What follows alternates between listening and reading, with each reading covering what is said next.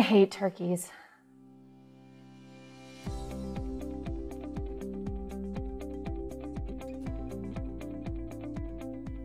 Hey everybody, I'm Chris Berry. And I'm Leah Courtney, and we are here today to talk turkeys. With the 2018 session wrapped up, the time has come for Florida Taxwatch to release our annual Budget Turkey Watch Report. This report is a result of painstaking review of each and every line of the $88.7 billion state budget for 2018-19. Most of which is done by Taxwatch Vice President Kurt Winter, who has been studying the Florida budget for more than 35 years now. We're going to talk to Kurt in a minute, but first, what is a budget turkey? Well, a budget turkey is a project or line item in the budget that either bypassed established review and selection processes, was inserted into the budget during conference, or was funded through an inappropriate source or was dependent on legislation that didn't pass. And one question we get asked a lot is, does Taxwatch consider the impact of a particular project or its location in the state before including it on the list? No, and this is important to know. While some confuse the turkey label with what is called a pork project at the federal level and assume that we're saying they aren't worthwhile, Taxwatch is not assessing the value of the individual project. We're only interested in the way that it's put into the budget. Right.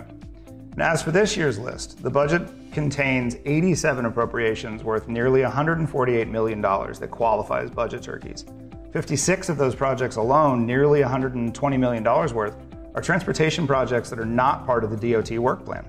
All told, this year's budget includes 517 individual member projects worth more than $560 million, but the majority found their way into the budget without violating Taxwatch budget turkey rules. Like Leah mentioned before, Kurt Winter has been going through Florida's budgets with a fine-tooth comb for nearly 40 years and is far and away the expert on this process.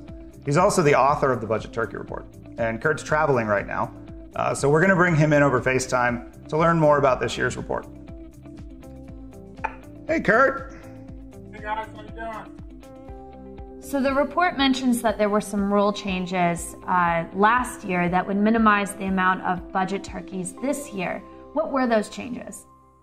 The most important change was the requirement that a project had to be included in either the original House or Senate budget in order to be in the final budget. That means that a project couldn't be added in the budget conference at the very last minute without any review or debate. The House also requires a separate bill for each request that has to pass a subcommittee in order to be included in the House budget. Okay, so Kurt, compared to past years, this report seems to be putting a lot of emphasis on member projects. Is that a byproduct of those rule changes, or are we seeing a bigger threat on the horizon? We just wanted to make the point that just because it's not on the turkey list, that doesn't mean that it's a worthwhile project or it receives sufficient scrutiny. Since they started requiring these official requests, we can see just how many there actually are. In the last 2 years since the rules were put in place, the 160 legislators requested over 5,000 projects worth about $10 billion. Of those, 1,200 projects worth $1.2 billion actually made it into the budget. These rules were put in place to curb what the speaker called an epidemic in member projects, but it hasn't actually done that. Okay. Now, you also mentioned that there simply isn't enough time during session for legislators to properly vet all of these proposed projects. What would Taxwatch recommend to better handle this sort of truncated timeline? Yeah, well, it's going to have to be done before session. We recommend that more competitive selection processes are established in more budget areas, complete with criteria and measurable results. The state has some grant programs and other kind of competitive selection processes that work pretty well.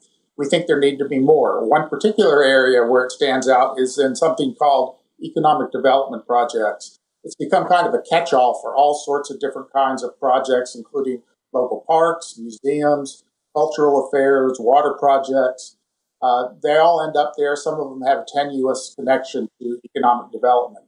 Having a process set in place before the session to let independent experts evaluate all the projects, decide where's the best place for the legislature to spend the money and recommend those projects to them would, have the session start off with some knowledge about these things.